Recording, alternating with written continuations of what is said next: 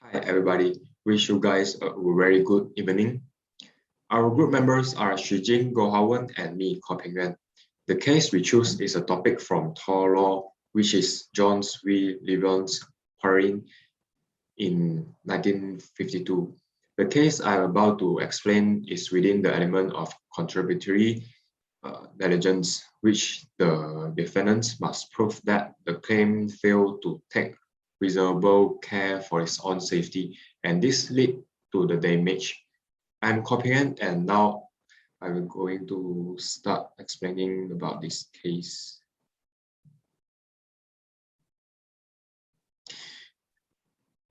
A quarry crew and a few slow-moving vehicles were making their way to the canteen for a lunch break. The plaintiff jumped on one excavator at a speed at a 2.5 mile per hour track machine and stood on its tow bar at the back, holding on to two upwards, such that some part of the body were behind the excavator. The quarry workers were told not to ride in quarry vehicle. The excavator, who is unaware of the plaintiff's act, came to half at the intersection to change gear. A dumper driven by a quarry owner servant followed the excavator around the parked excavator and collide with its back. The plaintiff was gravely damaged as a result of it. The plaintiff successfully sued the defendants in negligence.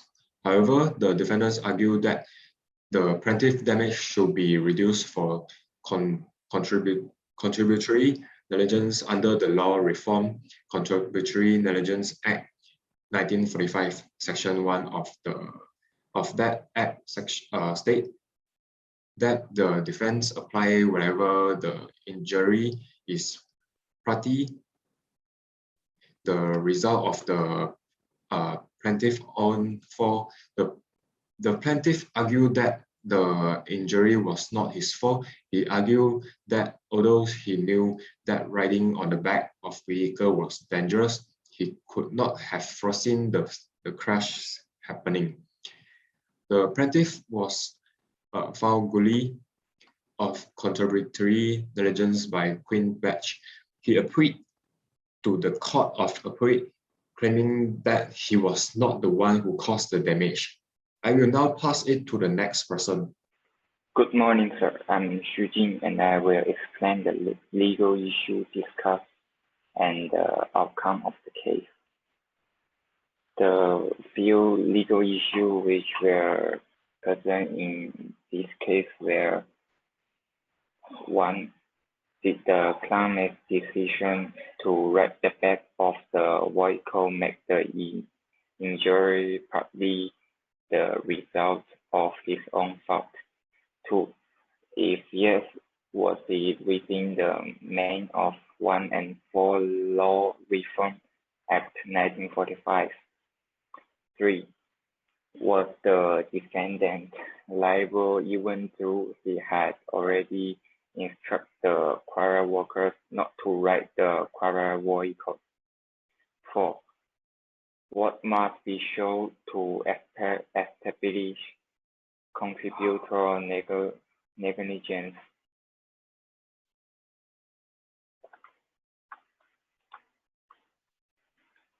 Okay, the legal issue.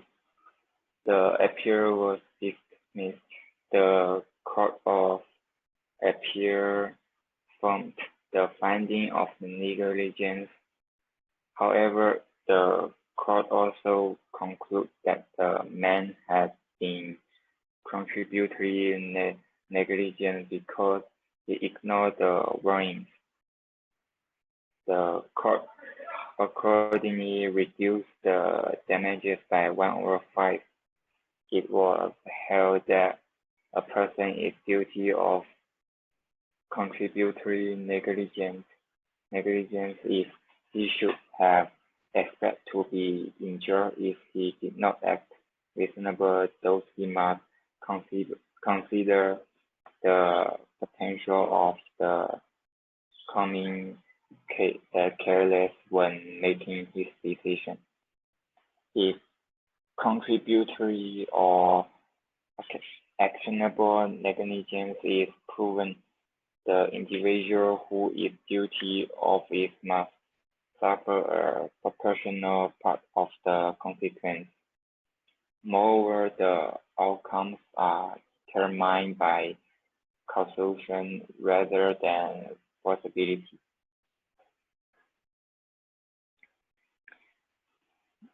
The outcomes of the cases. The final outcome was the court reduced the claimant's damages because being hit by another vehicle was also with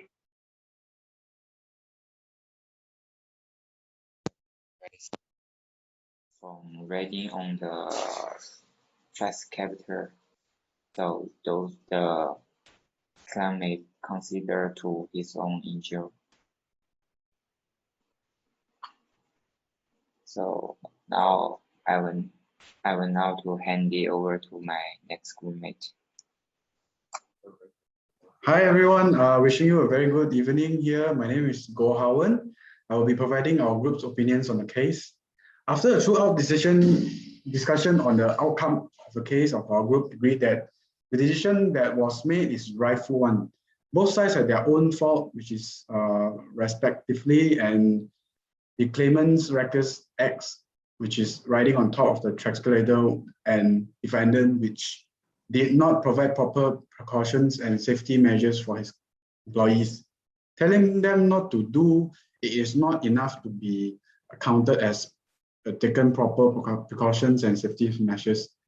Thus, the defendant paying for the damages caused to the plaintiff, but in a reduced sum due to the plaintiff had contributory negligence, is the rightful judgment. Right.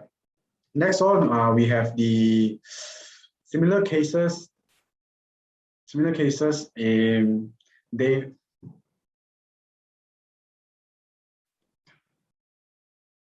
similar case to Jones v.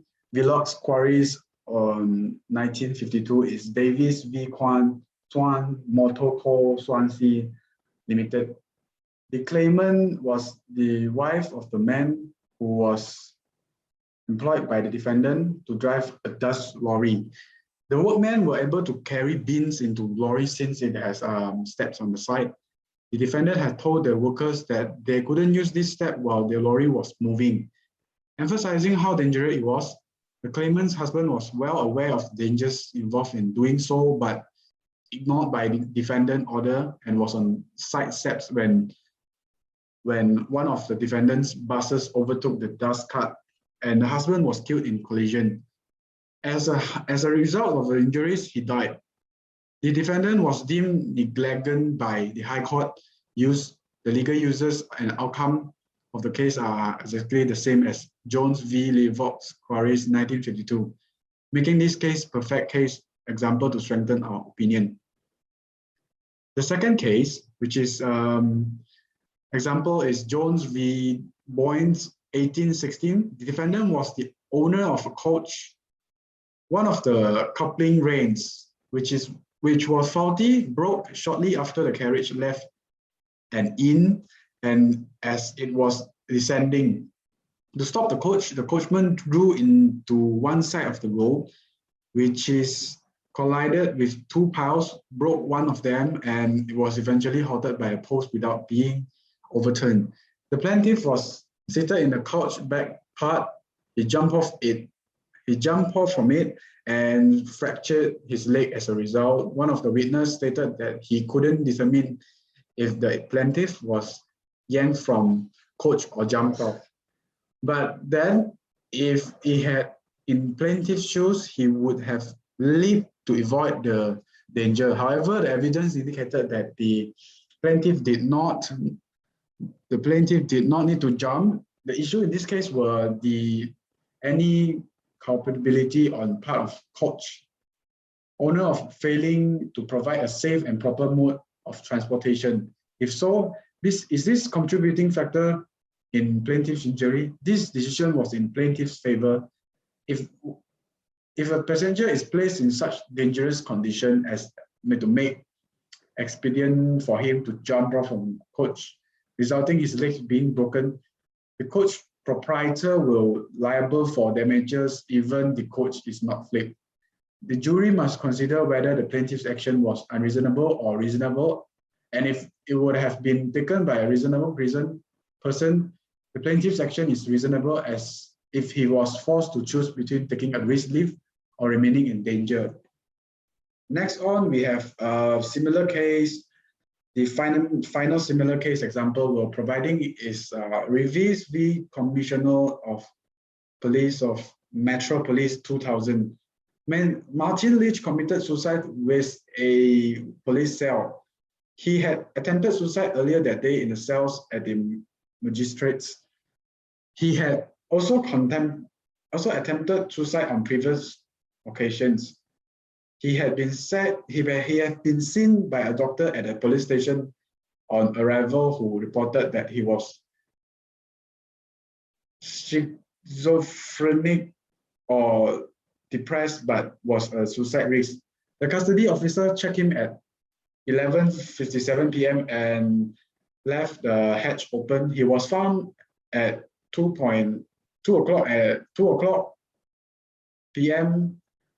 used his shirt as a ligature secured by open hatch. He was unable to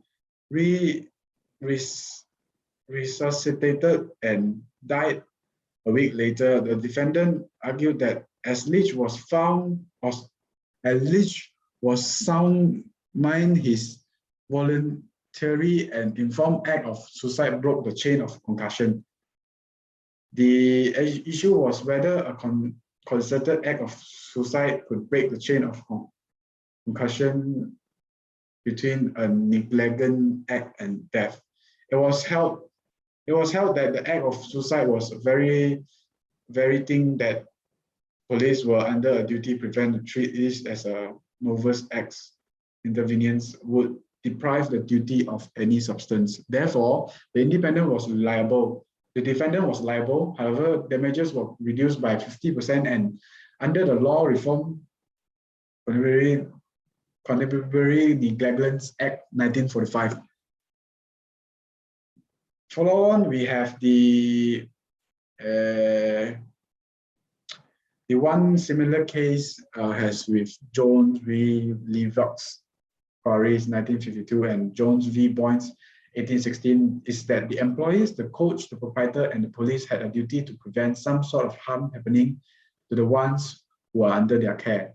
This is the employee who are under employee's care, the coachman who was under the proprietor's care, and the prisoner who was under the officer's care. That concludes our presentation. Thank you so much for listening, and hope you have a blessed day ahead. Thank you.